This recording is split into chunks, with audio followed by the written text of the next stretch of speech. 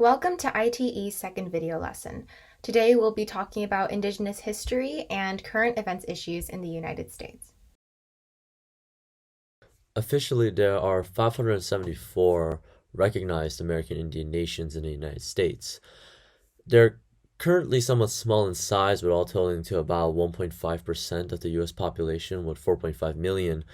However, centuries before, they were much more numerous and spanned the entirety of the United States and the Americas, with an estimated population of 60 million. This all changed, though, with the rise of European colonization and specifically Columbus's journey across the Atlantic in 1492 and his attempts to find a westward passage to India.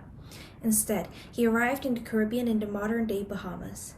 Through his discovery, he opened the door to European colonization of the New World, which would lead to the formation of the transatlantic slave trade and the deaths of millions of Native Americans from disease and genocides. The countless deaths of Native Americans were due to the introduction of Europeans into their area.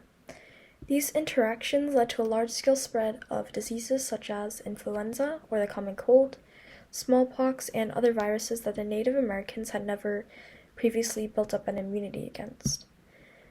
This infection occurred both unintentionally, like through general interaction, and through more deliberate forms of infection, such as the handing out of smallpox-contaminated blankets by the British in North America.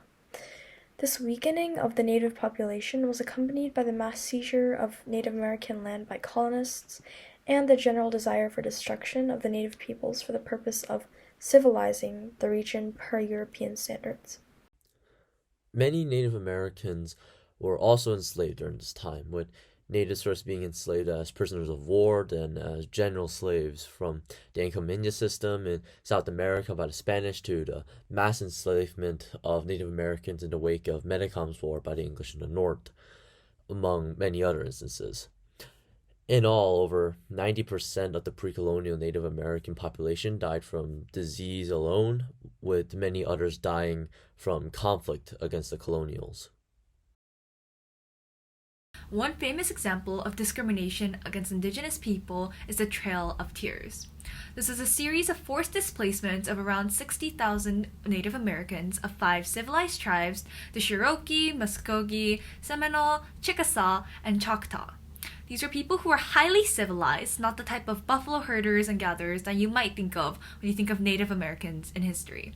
This is to make space for white settlers, which is a form of more biological racism, and took place between 1830 and 1850. Thousands died of diseases and exhaustion on the journey. It's a super oversimplified version, and we encourage you guys to do your own research regarding the subject. Residential schools were also set up. These were established to assimilate or naturalize Indigenous children into Euro-Canadian culture. 150,000 kids attended these schools. On paper, assimilation and naturalization sounds digestible until you realize that this was done through force. This system separated children from their families and forbade them from acknowledging their indigenous culture and speaking their own languages. Harsh punishments were given out to people who broke the rules.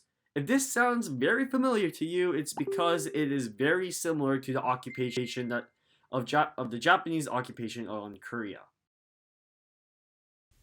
The current largest tribes that live in the United States are the Navajo, Cherokee, Shawnee, Miccosukee, and the Prairie Land Potawatomi. Since the horrific events that happened towards Indigenous communities in history, the U.S. government has since created laws and policies to protect the rights and well-being of Indigenous communities. One such policy is the Sovereignty Policy, more specifically titled the Department of Justice Policy on Indian Sovereignty and Government-to-Government Relations with Indian Tribes. It holds that the Indigenous tribes that are federally recognized or recognized by the government are seen as sovereign, domestic, dependent nations. This means that these tribes have rights and government structures of their own that the U.S. government has to respect. Another such policy is the 1978 American Indian Religious Freedom Act, AIRFA. ERFA is a bit older and states that the U.S. will protect and preserve Indigenous communities' rights to freely express their traditional religions. However, ERFA is problematic because it doesn't have any enforcement, meaning that it can't carry out the protection that it promised. So there are a lot of legal battles happening right now on how Indigenous communities should be able to carry on their traditions, like the protection of Indigenous sacred places. This just goes to show that more legal protective work must be done. Additionally, there are a lot of laws that are still missing that don't protect Indigenous rights to education and resources. There is a rampant poverty issue for Indigenous communities in the US. The existing laws make it very hard for Indigenous people to start businesses or trade, locking them in states of poverty. There is also an issue of sugar-coated education in the US education system about Indigenous history that Hannah will talk about now. Indigenous communities' voice has been silenced due to history getting sugar-coated by the American and Canada's educational system. These educational systems often create stereotypes of Indigenous people such as they are uncivilized or foreign. That leads them to face racial discrimination and violence. Due to this, there are Indigenous people and educators that has taken to social media platforms such as YouTube, Instagram, and TikTok to teach their unsugar-coated versions of Indigenous history and culture. These lack of resources are especially harmful right now with the ongoing COVID-19 pandemic. Indigenous tribe leaders are saying that their requests for government help to deal with COVID-19 are being ignored.